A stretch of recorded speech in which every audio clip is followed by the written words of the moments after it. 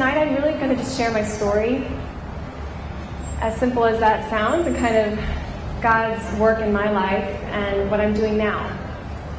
And I think, my story is really a story of God's mercy. And I don't think for some of you, it may not seem that crazy or different. It might sound a little bit like your own story.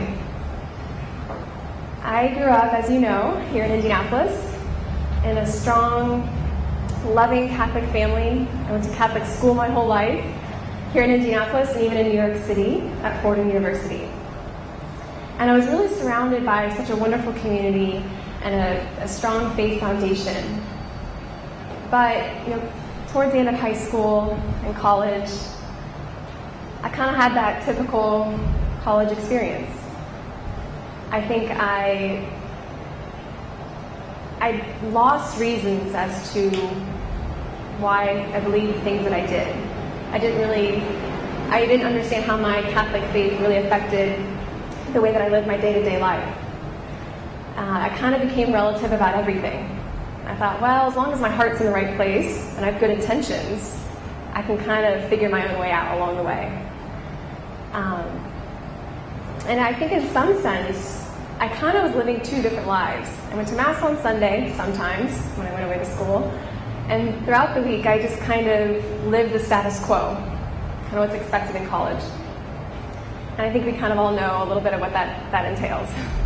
Lots of nights out, lots of partying and hanging out with guys that I was sort of dating, sort of not, getting into trouble, and I wasn't living the most chaste or good life. And I think in some ways I was really just getting by. I thought, well, if this is just the way it is, this is how everyone's living, and I might as well just make the best of it. And I think, what happens for a lot of young women is that they find their identity in the way they look and who they date and their relationships. They use those as their guideposts for how they see themselves. So within this context, I'm here in New York City. I'm kind of living a life that's in contrast with everything that I profess to believe on Sunday. And I ended up getting my last year of school. I get an internship with Elle magazine. It's kind of a funny story how I got that internship, but I worked in the fashion news department for a year, and I got to see kind of, if anyone's ever really want to know what the glamorous magazine world in New York City is like, it's not glamorous at all. It's very much like The Devil Wears Prada. Like, picture running around the city, sweating in tears, carrying like a box of wigs and a pile of moleskin notebooks, and freaking out because I couldn't find the right color of notebooks. And my editor was going away to Paris for the day, and I was going to be killed if I didn't get it.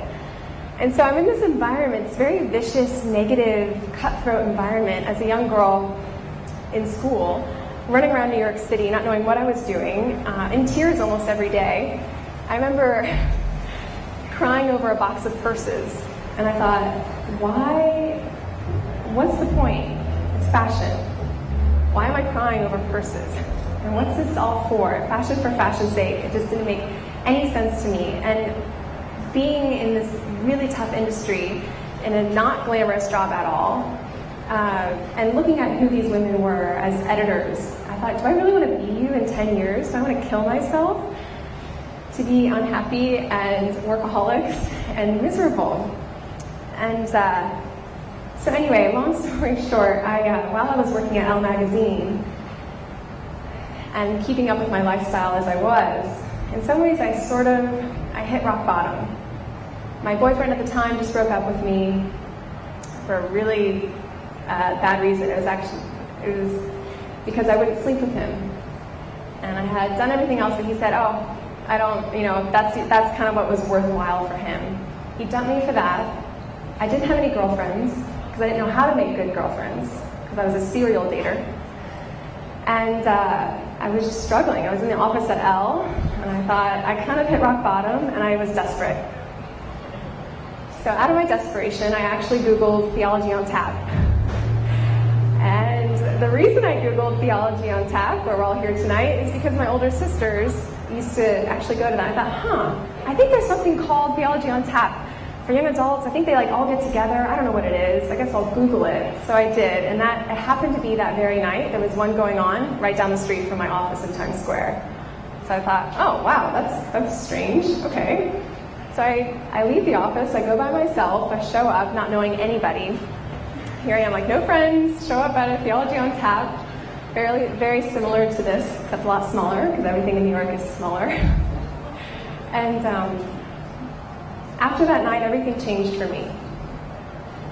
The second person that I met that night at Theology on Tap, he was the young adult outreach guy. So of course his job, and it was completely genuine, authentic. He said, "Hey, why don't you come to like a young adult mass? We're all going to hang out tomorrow night." I'm like, okay. And then he's like, "Oh, hey, we're going to be doing this." I thought, okay. I didn't have any friends, so I just kept going to these things. Sound really pathetic right now, I know. I wasn't that bad, but I was really looking to meet some good people. And so after that night, I kind of started showing up to these different events in New York City, and I was still actually at school. I hadn't graduated yet, so I was hanging out with these kind of people in their mid-20s, a little bit older, and for the first time in my life, I met people who were awesome, people I wanted to hang out with on the weekends and have fun with, but they were really all striving to live out their faith in a very real, practical way in the day-to-day. And I never had really seen that. You know, despite all my years growing up in Catholic school, I had never really seen that kind of authenticity. And it changed me completely, because I looked up, I met some new girlfriends, and I looked up to them. I wanted their sense of, I mean, they didn't have it all together, none of us do. But there was a peace about them and a joy, and I wanted that for myself. So I'm going to kind of go fast through this, and this might sound crazy because I went from one extreme to the next, but in the next 6 months, right after I had started getting more involved in things, I started going to daily mass at my school. And I thought daily mass was kind of weird. I thought, oh, people who go to daily mass are really intense, and I don't know really anybody who does that. But I found out my senior year that there's actually daily mass in all of my buildings. Don't know how I didn't know that my whole school time at school. And so I started showing up to daily mass, which is very strange for me, but I kept going because I love the intimacy of it and the quietness. It was very different than the regular Sunday mass I used to always go to. So what happened was, after one mass, I just stayed after for some prayer. I was by myself in this little tiny chapel, and it was one of those moments that you hear about, and you're like, oh yeah, sure, but it happened to me that I looked at the crucifix, and in that moment, nothing else mattered to me. It's a real gift given to me to feel that so acutely, but everything else melted away. Christ on that cross was everything.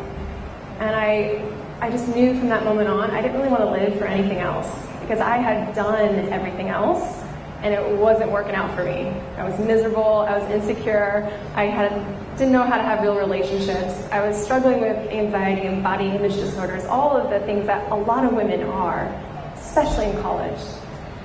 But by the grace of God, in that one moment, I just thought, this is all that really matters. And so, fast forward, within the next 6 months, I kind of did extreme things. I kind of go big or go home. So, someone actually suggested to me, a very good friend had said, have you ever done a dating fast? And I thought, what's a dating fast? He's like, well, I mean, I know some really good women who've actually just taken time off of dating and hanging out with other guys. I was like, oh, okay. I kind of cried because I didn't want to do it, but I knew I had to. I thought, oh, I can't do that. Can I have some guy friends? And can I just, go on some dates? And like, no, actually, it was the most beautiful time, because I took 6 months and I really got to get to know Christ in a very different way. I relied on Him in a way I never had before. I made really wonderful, good girlfriends that I still have today. And in that midst of the dating fast, I read Love and Responsibility. I don't know if anyone's ever heard of Love and Responsibility. It rocked my world and changed my life. It kind of made theology of the body make sense. But Love and Responsibility is written by John Paul II, before he became Pope, actually. And so I encourage, we can talk about it after the talk, but that really changed the way I thought about loving a friend, loving another person, loving myself. So it changed everything. And then I did the biggest bang of them all. Is after this dating fast, I did a consecration to Jesus through Mary. And if any of you have ever heard of a consecration or haven't, it's kind of a big, scary word, and I was really scared to do it. I thought, what does this mean? But I think our Mary, Our Lady, was really speaking to me to really ask for her help in a lot of ways in order to love Christ more and become the woman she was. Ooh, sounds like New York. So I did a total consecration to Jesus through Mary. And I know that's a lot of information all at once, but honestly, going through all that, it just made all of a sudden the desires of my heart and my heart for God were finally in line with the way that I wanted, like with how I was actually living. I always felt like I was two different people, a different girl on Sunday and different on the rest of the week, and I always felt so much anxiety and tension. And so for the first time, it was so freeing. I was just living what I believed. And I wasn't perfect, but I was trying. I was actually trying, and I had good people surrounding me. So kind of the context of, so here I am living in New York. I'm outside, and I finished school. I stopped I was working at Elle magazine, had this big reconversion, and I left the fashion industry thinking I don't want any part of that ever again in my life. It really scarred me. It was a really bad experience. It really tore me apart, and I thought, what's the point anyway? It's like, I like fashion, that's why I got the internship, I enjoy it. I was an English major, I love to write, I love the creativity of it. But that industry, it's like, why would I put myself through that? And so I was working at an internet company in New York City, paying for rent.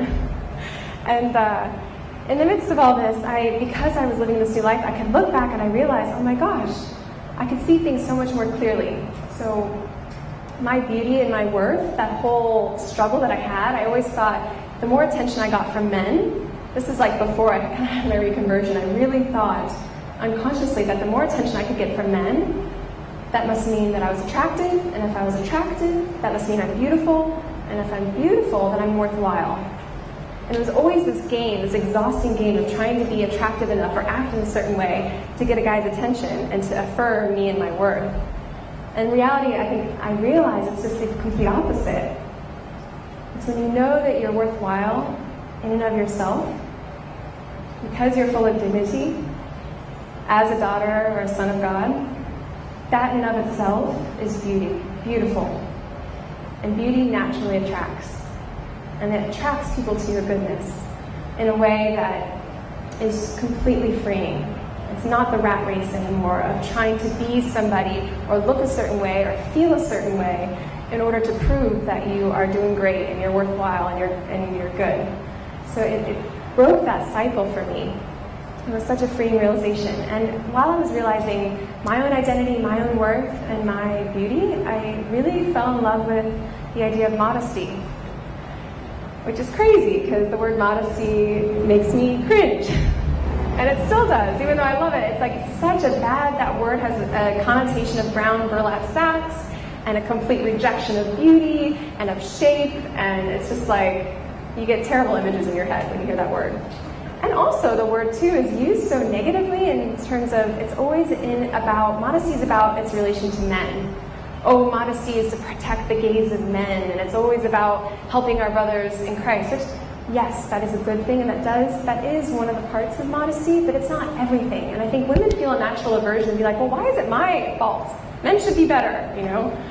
So, like, it kind of rubs us the wrong way. I think, why is it up to us to dress in a certain way for men? What I think is really interesting, actually, in Love and Responsibility, John Paul II says, first and foremost, modesty is good for the woman herself. First and foremost. He doesn't mention anything about its relationship to men and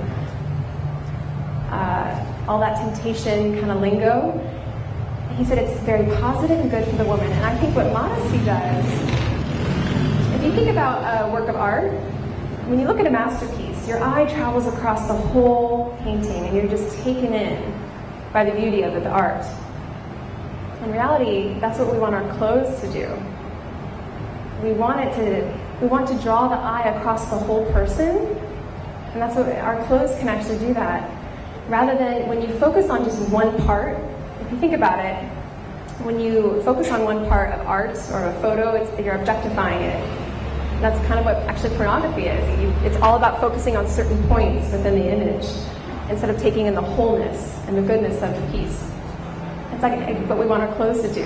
When we have when we focus on one body part or try and show off a certain thing, it actually, you end up in some way objectifying a little, or not helping other people see all of who you are. And so finding that realization, and kind of a little story real quick about that, bringing it home. I went out to the beach. This idea of modesty was coming sort of like I was thinking about it, and I went to the beach with friends, and I had worn a bikini my whole life, pretty much. So I threw my bikini on, went to the beach with friends, and all the girls there were wearing these one pieces. I'm like, oh wow. I never felt so uncomfortable in my bikini. And so I was surrounded by all these girls in one pieces, and they were just having a great time. They were just, we were with a bunch of guys and girls as friends out to the beach, and they just felt so free and comfortable, and I was really uncomfortable. And anyway, I'm going on for a while, so I go on tangents, but it's a good story because this is what really changed a lot about the way I think about clothes and fashion. I left the day from the beach feeling really uncomfortable. And so I thought, gosh, the next time we go, I'm definitely buying a one piece. And I went to Target online, ordered a one piece, came in the mail at the office. I put it on in my office. I tried it on at the office bathroom to see how it fit. And I remember looking in the mirror thinking, oh, I feel like a grandma in this one piece. Like I hadn't worn one piece since I was 10 years old, 12, 13 years old. And I was really embarrassed to now wear the one piece. I thought, man, it's so obvious. It looks like I'm trying to cover up. It looks like I'm uncomfortable. Well, what's funny is I ended up wearing that one piece to the beach the next time we went with friends. And I remember one of my guy friends came up to me and he goes, Janet, you look beautiful. I was like, really? I feel kind of dumb. He's like, no, I can see all of you. And you just look so comfortable and beautiful. And I thought, oh, I said, thanks. And then I ran out in the water and had fun, didn't worry about my suit falling off. I just was jumping around and having fun with friends.